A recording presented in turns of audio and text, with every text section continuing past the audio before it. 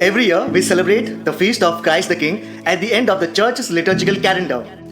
This feast of Christ the King was instituted and proclaimed by Pope Pius XI in 1925 in order to reassert the sovereignty of Christ and the Church over all forms of government and to remind Christians all over the world of the loyalty they owed to Christ. The feast was also a reminder in those days to the governments of Mussolini, Hitler, and Stalin that Jesus Christ is the only sovereign king. Christ is a spiritual king and the ruler who rules by truth and love.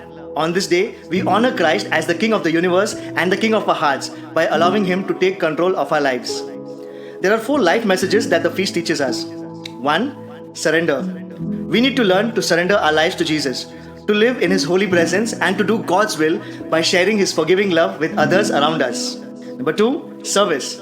Since Christ was a servant king, we are invited to be His loyal citizens by rendering humble service to others and by sharing Christ's mercy and forgiveness with others. Number 3. Authority. This feast is an invitation to all those who have power or authority in the public or private realms to use it for Jesus by bearing witness to Him in the way we live. Parents are expected to use their God-given authority to train their children in Christian ideals and in the ways of committed Christian living. Number 4. Love. Jesus said, "Love one another as I have loved you," and demonstrated that love by dying for us on the cross, for us sinners. When we love others, we accept Jesus as our King of love. So let us love one another selflessly, compassionately, and unconditionally, as Christ has loved us. I pray today that God may free all of us so that we rejoice in His peace, give glory in His justice, and live in His love. May Jesus, our King, rule over our hearts forever. Amen.